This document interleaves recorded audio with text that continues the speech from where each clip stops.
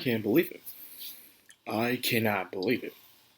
We got ourselves a happy ending in a Yoko Taro story. Has it ever happened? Has that ever happened in the history of Yoko Taro's writing? I can't think of any time.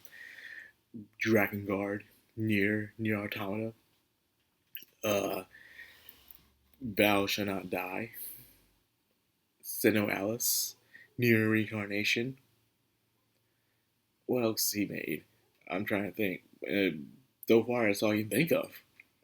And none of those have any really happy endings. They don't. So the fact that I was expecting a bittersweet ending from this did not happen. Everything ended well. Goro trying to find a way to make peace with Echo in her godly complex. Seeing Echo feel like she had really failed.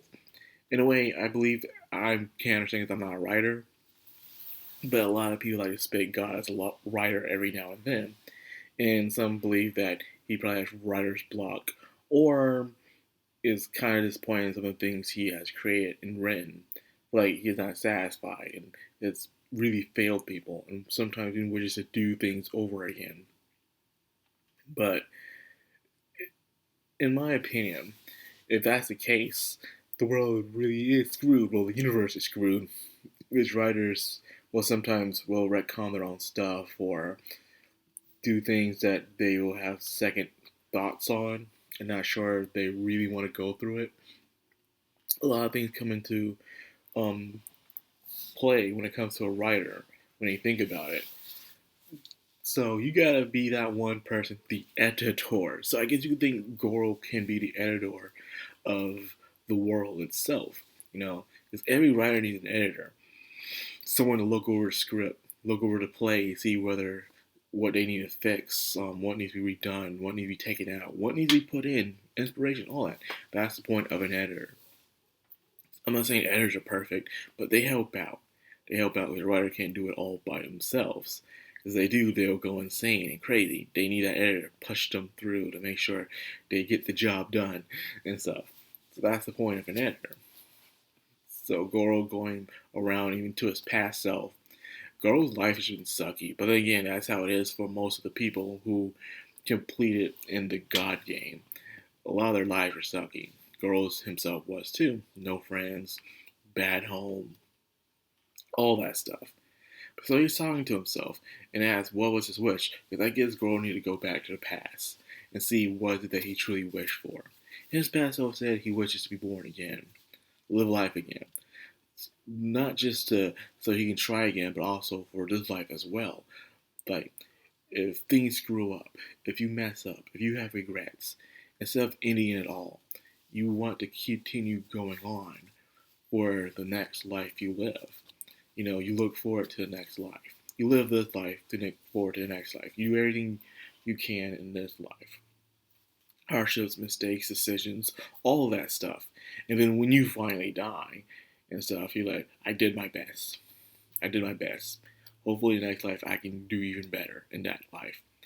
It's something to give some people to look forward to. Because a lot of people into this day, as Gilgamesh once said, that there's more people than there's value in this world.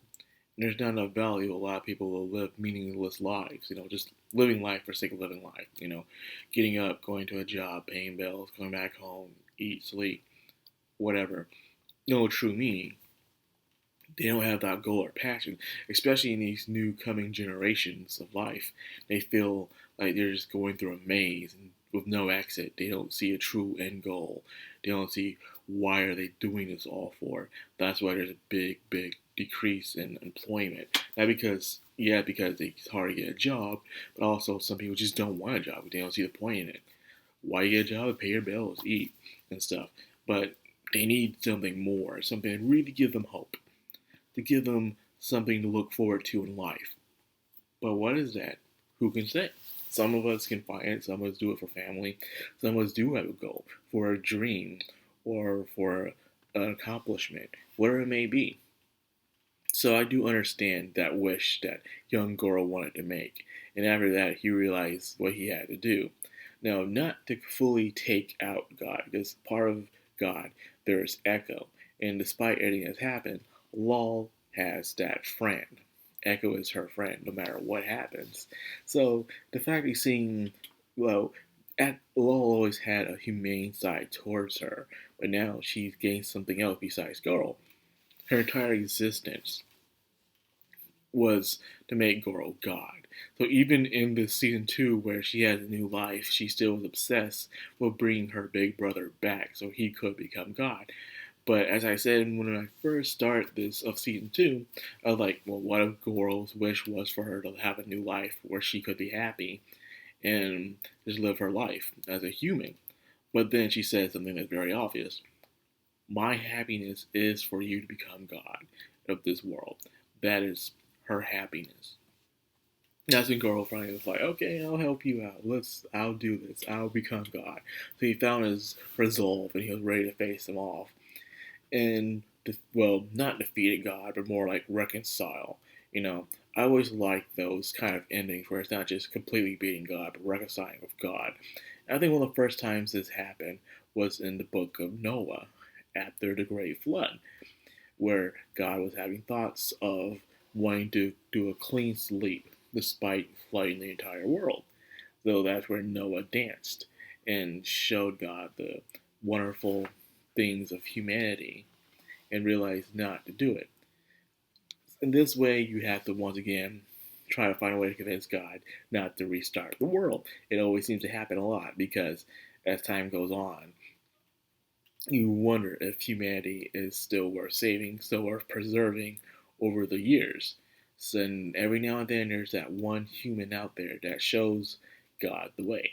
Heck, I remember in Shaman King where Hal became the Shaman King, pretty much God, and it wasn't a way to stop him was to defeat him by force, but to convince him that life is still worth living. I think it's one of the best answers that you can do when it comes to opposing a god in a story. It's not always you gain the power to defeat this opposite being that can't be stopped, but in a way you find a way to convince them not to do what they're doing, to give life another chance because, it sucks. Everyone has short life and go through it. Some people have a miserable life to the very, very end. But then there's those out there who still wishes to live. Like, there will be times where someone who has a very, very crappy life, sometimes just plain out shitty, from the start of their born, but they still wish to live, despite everything that's happened. So they still cling to life despite all that. That means life is still worth living. So I enjoyed that. And at the end, he restarted the world where he's at a point where Lowell just got born, and he's on his way and he saves a cat, but gets hit by a truck, but still lives.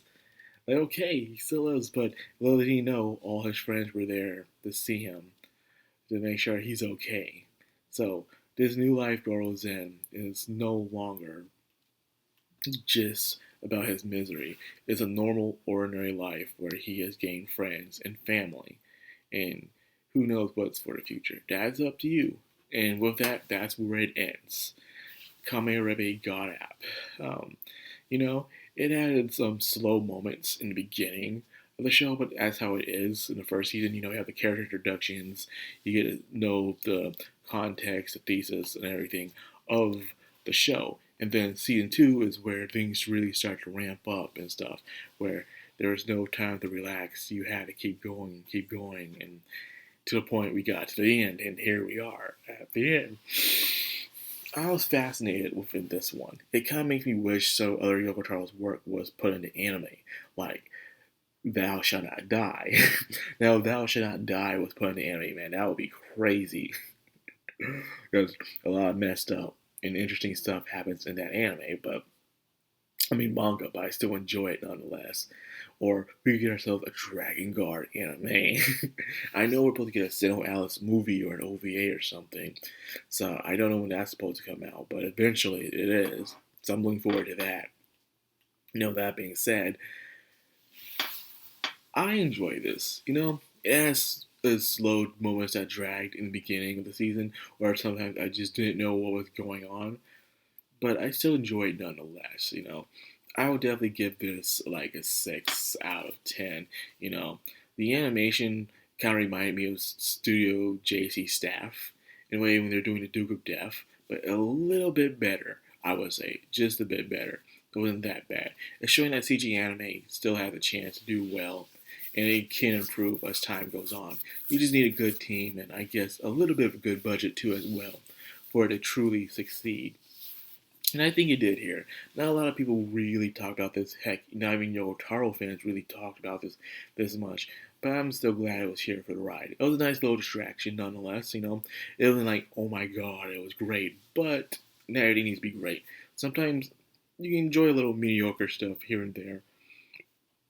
Because if everything was great, then nothing is great. But anyways, all together now, I enjoyed it. Things ended nice and tight, and I was very surprised that this even had a happy ending, for crying out loud. Usually Yoko Taro's endings are never happy, but I'm glad it did. And with that, that's all I did here. I hope you guys enjoyed it. If you did, like, comment, subscribe, and of course, hit that bell icon. This has been Madcrownxox on Anime, signing out.